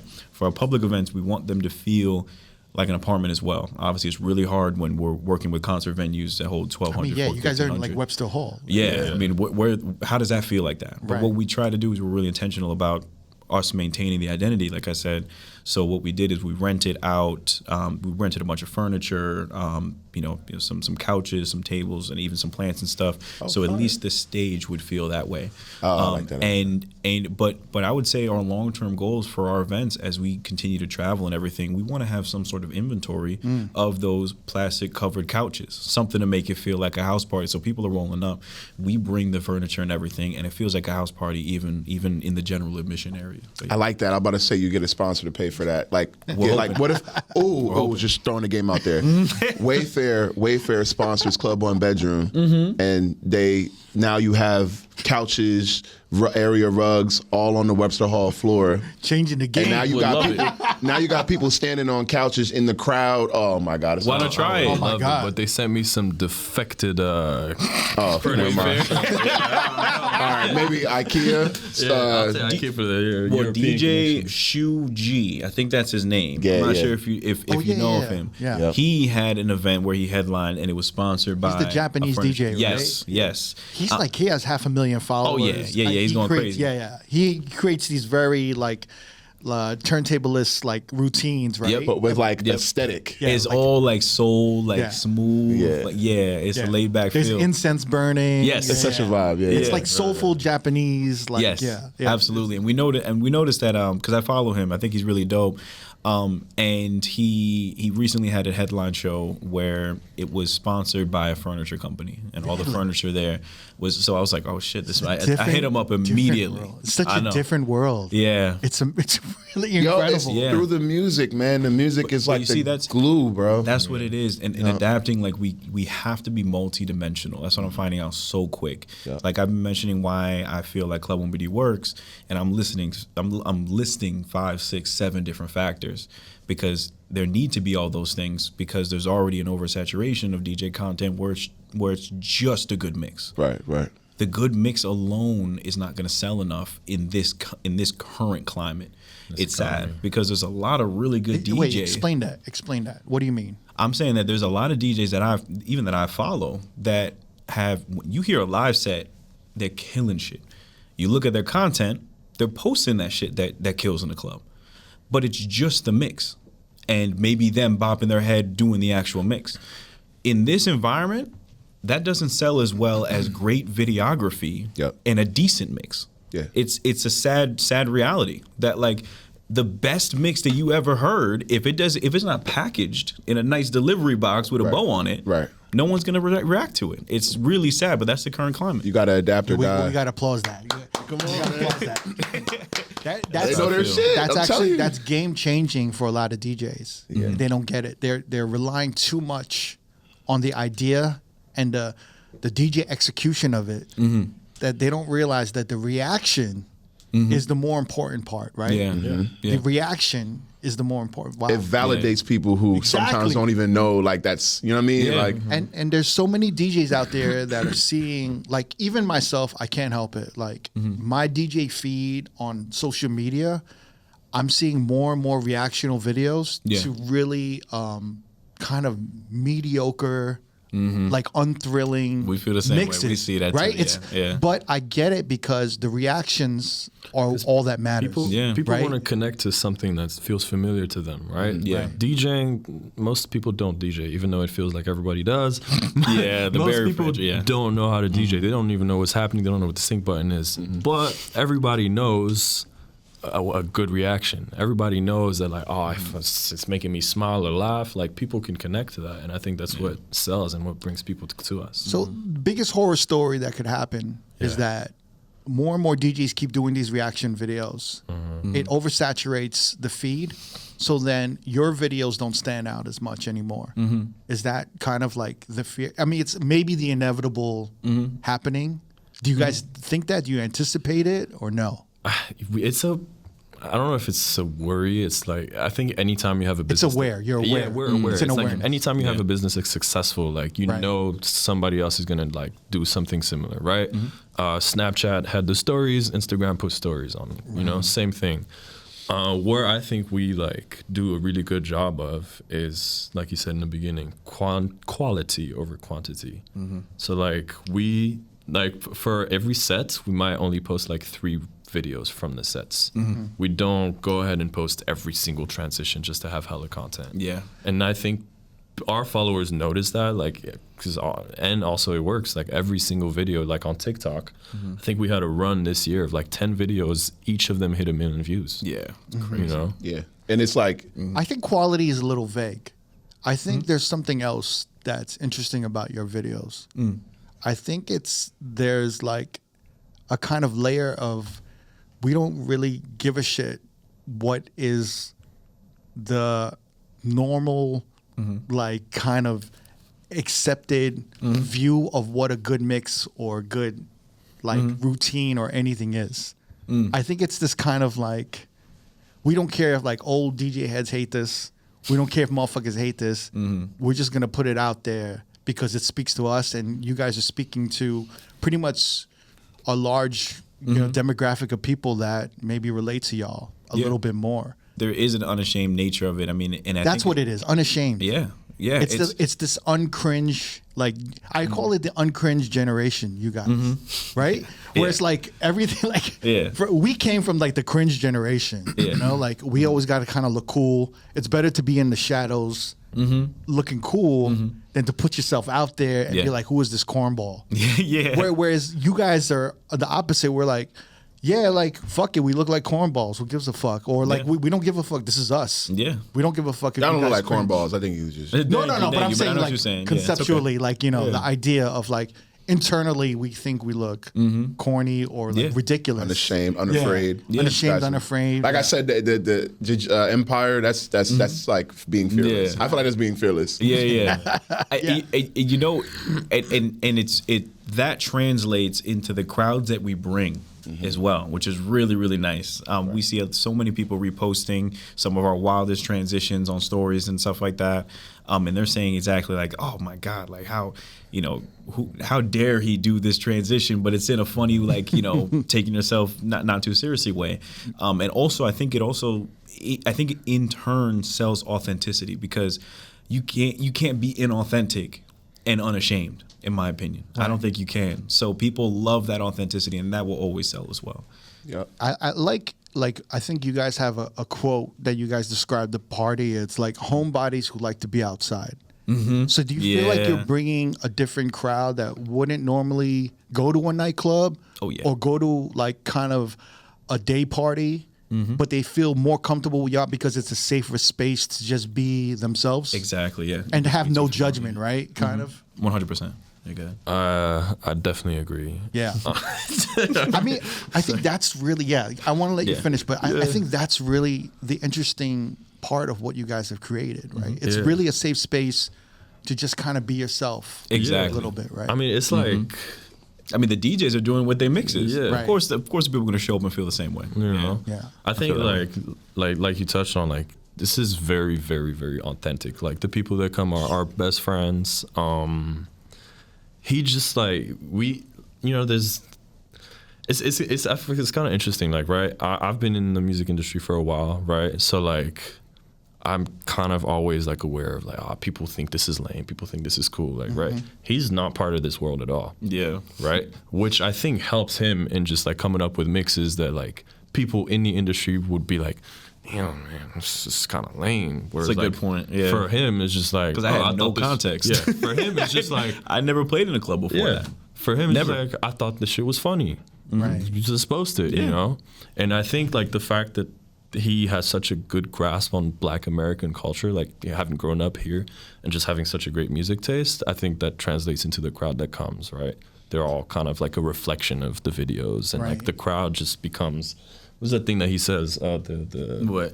The crowd makes the event, or like the crowd brings that cozy vibe. Oh, that yeah, we yeah, discussed, yeah. Yeah, so we try our best to foster it, but it's really the crowd itself that makes it happen. Like, I can't tell you how many times there's a little circle of people, you know, so many people show up to the parties dolo, and they end up saying they're leaving with their cousins and stuff like that. And it's something you've probably seen in some of the marketing stuff. Yeah. But it happens with almost an alarming frequency at our parties, because everybody's literally just coming for that house party vibe. And the house party vibe is the most intimate and most freeing, carefree environment. So it's world really building, man. Through that intentional like branding and like uniformity and just like that fearlessness, man. It really reflects. That's how I feel with like. Well, it's like typically a nightclub is pretentiousness and exclusivity, right? Yeah. And you guys are the complete opposite. That's true. It's like, yo, you guys can be goofy, you guys can be sexy, you guys can be whatever the fuck you want. Perfect word. And with everyone's goofy. invited, right? Yeah. Absolutely. I like the unseriousness of it all. That's why the first party you guys did, you can sell half of your tickets in a day because the first shot, the audience's first shot at trying to get at that event, it's like, oh my God, I need to see what this is like in real life. That's true, yeah. And like it just continued from there. I think you brought up a good point. I didn't even think about for my growth was it almost, I would say a blessing and a curse, but more of a blessing now, I would say, that I didn't have any context of what real, true kind of DJ club culture was. I had only DJ'd at, in my little bubble at NYU doing those cultural events. I did one event for him, and then I did weddings. I missed the clubs entirely. So when I'm like, okay, now I have free reign, creative reign to do whatever I want to do, I'm literally doing whatever I want to do. Just the fun, goofy stuff. And it surprisingly, and really, it's such a blessing that people resonate with the face of what's happening. I think they resonate because like we keep it very simple. Like we never yes, we put a lot of thought into the branding and how everything's gonna be, but at the end of the day, like we make it as simple as possible. That way it's easy. Well, access, it's simple because it's just you guys. Yeah. It's actually just your vision. You're not trying to be something you're not. No, it's right? You just don't like have him. so you don't have to question it, right? Yeah. You're not entering a market that you don't understand, right? So it seems simple, but like I guess it seems simple and effortless, like the vision of it all, but probably the execution is very complicated. I can imagine. So it seems like everything's been kind of, from outside looking in, it seems like everything's running smooth. A little bit dash of luck here, and and you guys work so well together, right? I mean, I know you guys probably argue once in a while. I don't know.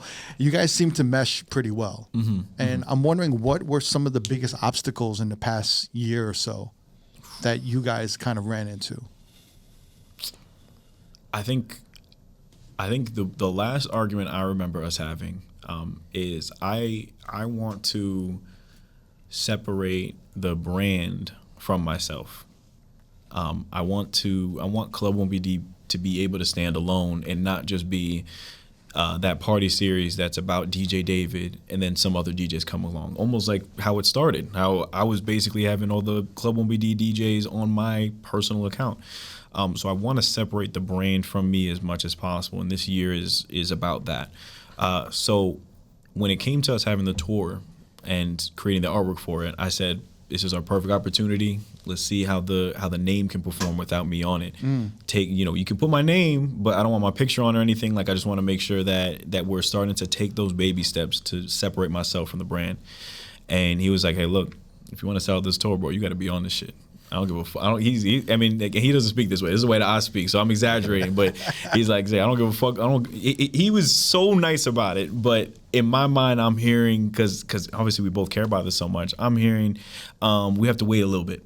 We're not really ready to separate the brand from you yet. And for us to, mind you, at this time, he personally had like 140,000 followers, and Club OneBedroom only had 60,000. Yeah, so there's also that. Yeah. And for me, I was like, no, we got to start planting the seeds right now. So we went back and forth about having myself on the artwork or not. And fortunately, I kind of came to my senses, spoke to some other people and everything, and they were like, hey, look, this really is a bit about you too. For this tour, have yourself on it. And also lean on R.O.A.D. This man has been in the business for so damn long, worked with everybody.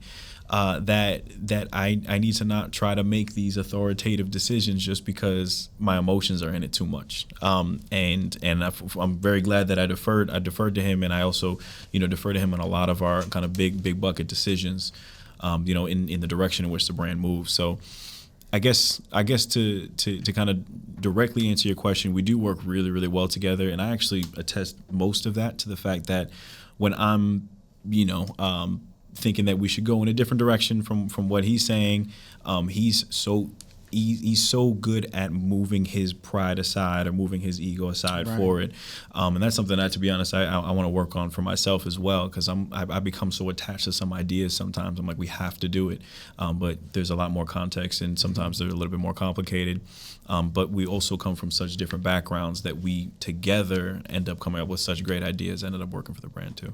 Right. I think first of all, like when he says argument, to me it doesn't feel like an argument at all. Like, to me it's just like we're talking about the idea, like I think it should be this way, he thinks it should be that way, and then we just I think we both do a really good job at presenting our case. It's development, right? Yeah, it's development. It's development. And I personally, I think that if multiple people care about a project and are trying to make it the best that it can be, you need to have these discussions right? Like, it can't just be like, oh yeah, of course, yeah, we're gonna do that way. Nah, like, you gotta, all right, no, well, here's why, right? And it's always respectful. It's never like, there's never been a moment where it's like, nah, fuck off, bro. Like, I don't want to hear from you shit. Right. It's always like, well, how about this though? And here's like why. Yeah. Or how about that? And he says he's doesn't put his ego aside, but he's also the easiest person I've ever had to work with in my life, right? Like, it's always very respectful. It's always educated, comments. Like he says, he plays on his emotions, but nah, there's logic in there, So I don't know. I'm kind of rambling my words, but no. I mean, I think it's important for people to move together egoless, right? To not bring their ego. Yeah. I mean, I've worked with so many. I think one of the main faults of men in general, working with men, is ego.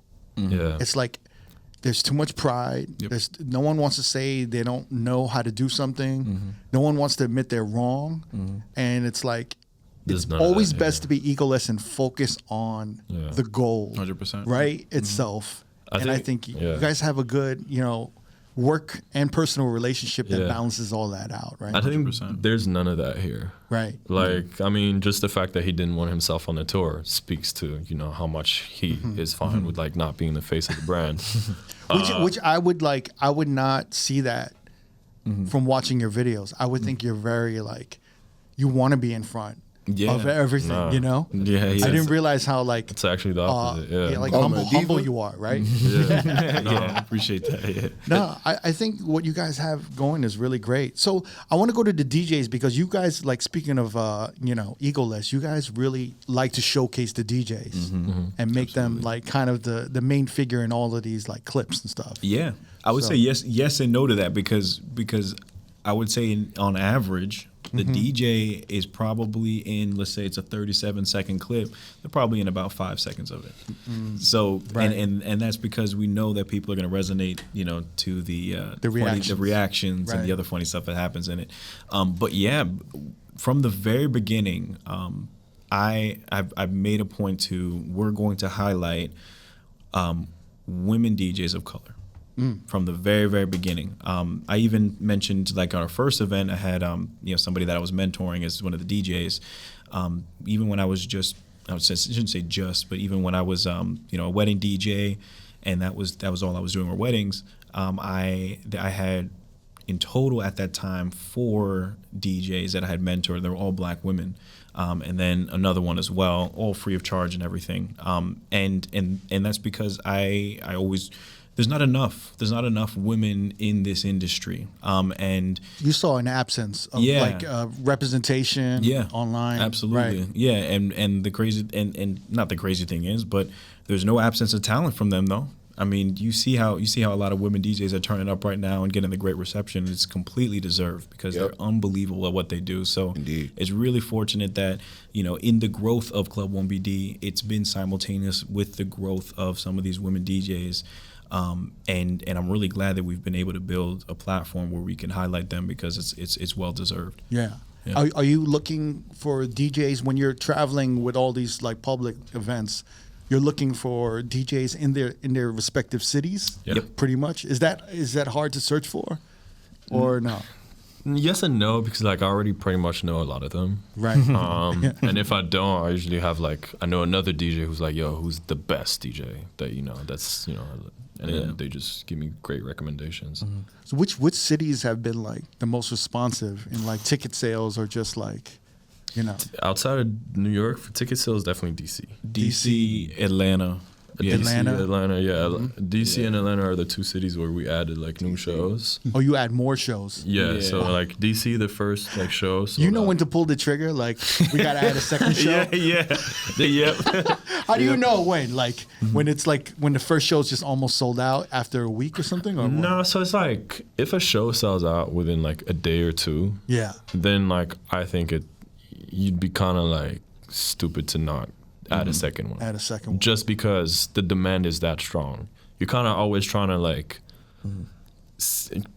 scale these venues to like what the like appropriate demand is, right? Yeah. And if it sells out like in the first day, it just means there's way more demand and you need to fill it up, right? Yeah. It's not even a thing of like, oh, I'm being greedy. It's like, oh, bro, like there's the demand there. People are generally pissed off that it sold out, right? Yeah. So let's give them another option. Yeah, sometimes they're easy decisions, to be honest. Like with Atlanta, we had a 300 cap initially, and that sold out within a day. Yeah, and it was 5 months in advance from when it was announced. So we're like, okay, anybody could come up with a decision like we got to do another show and do a little bit bigger. Impressive. So that's basically it. Yeah. Impressive. Are you bringing? Who's like going to these shows? Are you bringing any of your homies from the original like? Any of the party goers just as like mood directors, So no, the answer I would say unfortunately is no, because if it were up to us, if we were able to, if we had the budget, we would fly them all out for every single show. But unfortunately, it's a case where it's really just us who go out to these shows, and then he knows people in every city because he's worked in every city, so he'll maybe invite a friend or two that he knows from there, and that's basically what we have on stage. So a lot of the entertainment that you'll see in the videos of my close friends that that have the reactions or whatever like that. When it's just us at the live show, we have to do everything else in our power to create that on the stage. And fortunately, the crowd creates it for themselves, amongst the crowd. Yeah. Do you feel like you have to kind of like mingle and like kind of go into the crowd and be a part of it just because? I don't know, I'll be dancing on stage. Well, you guys are like the hosts kind of, right? Yeah, we are. Because it's so like the videos are so intimate. Yeah. Like you almost have to be interact close to the crowd. Yeah. We definitely interact. I would say he goes into the crowd quite a bit, which is fantastic. He also sometimes takes some content with it. I go into the crowd sometimes, but I always make a point in every single city to meet as many people as I can after the show. I always say, hey, look, unfortunately, this is my last song, but I'm not here. They want photos now. They've been taking photos of him. The lines. David! So wait, are you on a controller for all these all the events? That's another thing. I told you I missed out on club culture. I missed out a lot. I don't know how to DJ on shit. So what do you use? What's the controller you use? I use a DDJ SR2, and I can use a couple of the other kind of closely related DJ, so the SX. Are there two setups or one setup only? No, we just bring that one setup. So everyone's on a controller? Yes, unless the DJ that we hire there is more comfortable with something else, then they can bring their own thing as well. Right. And welcome to Sound Collective. You see, exactly, yeah. But for me, I only know how to DJ on the SR2, the SX, and like one or two other ones that are kind of similar.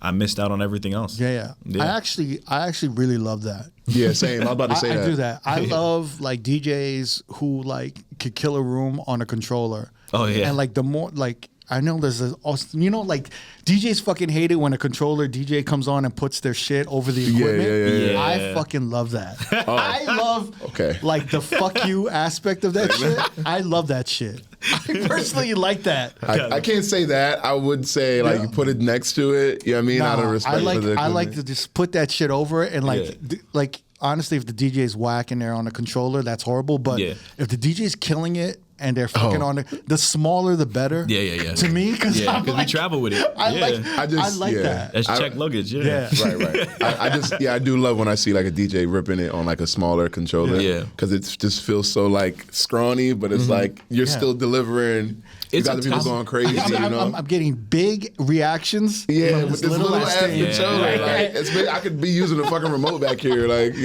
I love that. It's a testament to the fact that it doesn't take the $5,000, CDJs and SM11, whatever it is, to move the crowd. Right. As long as you're very intentional about your craft and you make sure that you can get the party jumping. Yeah. The means for it, the vehicle for it doesn't need to be the most extravagant thing. I would just say I would love for you to be fluent in all equipment. I agree with that. 100%. Because I don't want anyone to like pigeonhole you as a controller dude. No, I think you're right. I want you to be that DJ that could be like, oh, I could do CDJs, a 900, a S11, I could do whatever, but I prefer the controller. I think you're right. I 100% agree with you. I just don't like, I love pissing people off and like proving people wrong. Yeah. And I love being proved wrong, but I also like, being open-minded and learning everything, I hear you. But it's like you're going to learn it. I will. He tells me this all the time, Yeah. and I'm just like, bro, it does not matter.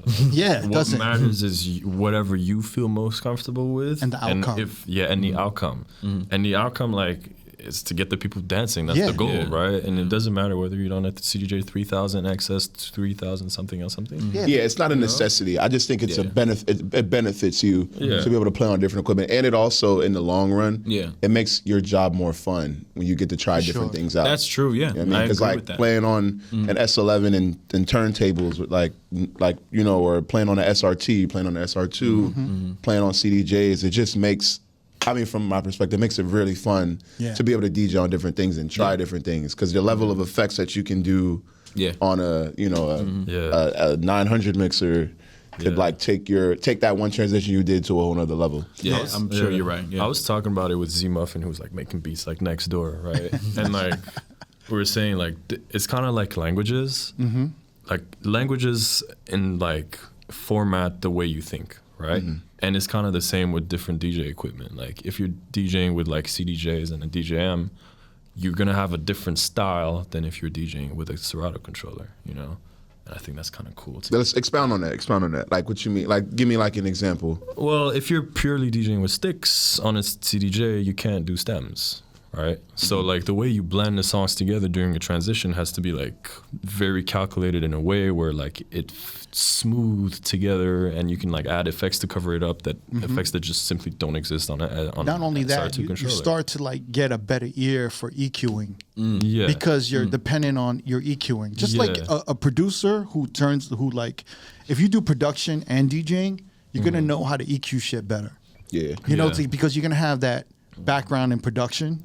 So you're gonna say like, oh, I'm gonna turn the mids up because it's vocals and turn the bass down. But then it gets a little too harsh, so you can actually turn the mids down and turn the treble up. Yeah. So there's like different sounds that you can like learn and incorporate into your DJing. But what I love about coming with a controller is like, I grew up a broke kid in New York, and as any broke kid coming up, like whatever equipment they fucking master and get good at, to me, I'm like, yo, I was broke once too. So like prove all these anyone who's like pretentious and like, yo, this is the equipment you have to use, like tell them to go fuck themselves. Because like we all start with like, and not only that, when you have limited like equipment, it requires you to be more creative. Yes. Yeah. So it's like the limitations like really kind of like it gives birth to like more creative ideas, and it's like, and then when you have like, the best equipment ever, it's almost like a dream. Yeah. It's like you can definitely like work on it. Yeah. And then, you elevate yourself to another level. Yep. Yeah. But yeah, I Definitely think helps shape you. Yeah. it's interesting. Yeah, I mean, I think you mentioned like the EQing and having a producing background. That's something that I'm just learning. Like what you just the knowledge you just dropped, I just learned. I'm not fully there yet. I always try to make my blends a little bit smoother. I have been dropping the lows out. I didn't even know that the vocals really came from the mids, or I thought it was more the high. But like I noticed that when he's DJing, he'll be playing with every one of them, and I'll come after him and I see they're not straight up, and I'm like, okay, I'm not used to that. But it's because for each song he's got to do a little something different with it, and he can do it on CDJs, he can do it on anything and everything. He's been DJing for so long on everything. But it's a really good point you make, because people's ears are different depending on the instruments that they use sometimes. So it's interesting if you like. I don't know if you're a visual person, if you know Photoshop. Yeah, but like the treble is sharp. It's like sharpening the image. And then like the mids are like saturation. So it's kind of like if the colors are like too prominent, it's like you got to tone the saturation down. Oh, wow. You know what I'm saying? Yeah. So it's like when you start hearing the mids, like they're too like, gaudy, you turn it down. And then the bass is kind of like a contrast or shadows. Okay, and that's usually the low. It's like so you're getting like the deepness, but like on a visual level, that's kind of like This is really good. Yeah. that's kind of like a visual representation of the audible sounds of like treble, mids, and bass. I'm the designer. I need to put this in my notes. I'm not gonna lie. Yeah, I'm watching this clip back. Yeah. No. That's but love. Thank you guys for coming through on the podcast, man. Really appreciate Thank you for it. having Thanks us. for having us. I do want to give like R.O.A.D your flowers for Vertado Global. Kind of spotlighting the different events that you help produce or help just bring into the city or different places. Like, can you speak more about that?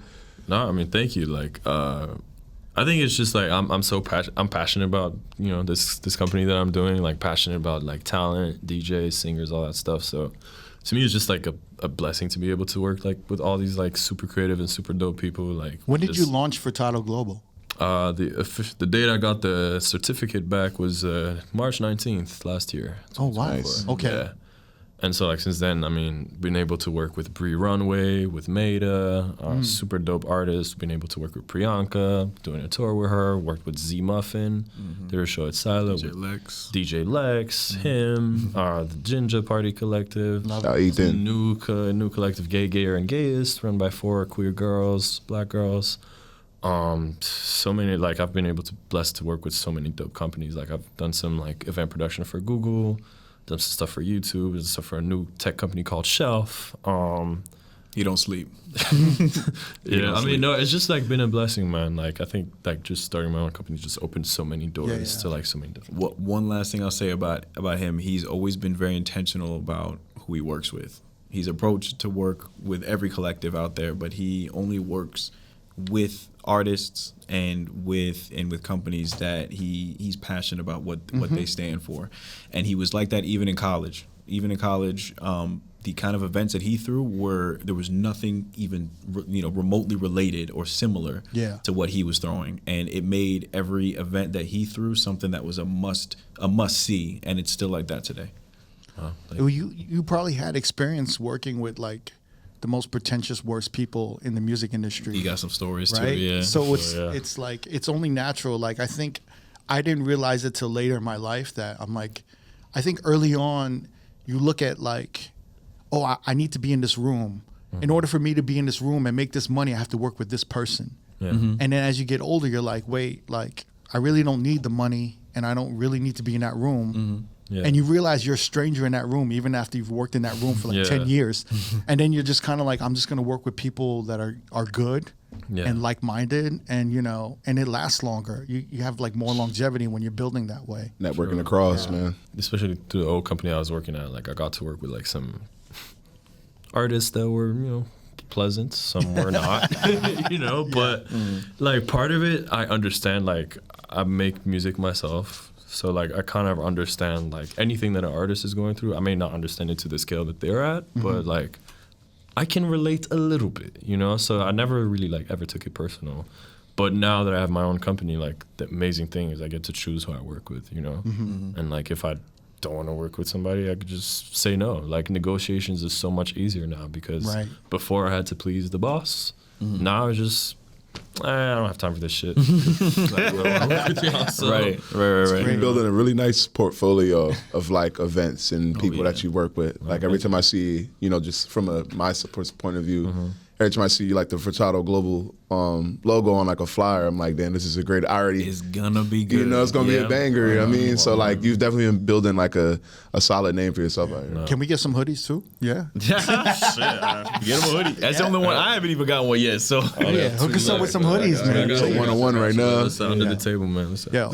And Dave, you like, I definitely want to say this too. Like, I love that you're very open about your journey as a DJ, and that you're like so willing to learn. And I feel like you and R.O.A.D together as a collective and separately offer a very refreshing and like fearless, I guess, perspective on DJing, community building, event organizing, and like, you know, just keep doing what y'all doing. That's love, man. Really appreciate that, bro. It's great. It's been a real pleasure having y'all on, and just like I really, really looking forward to seeing what you guys do in the future.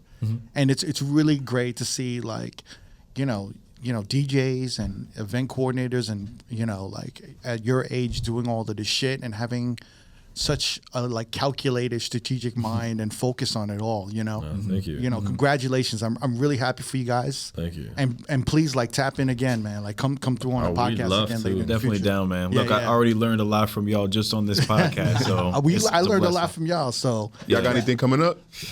We are announcing a lot of summer events, a lot of summer dates.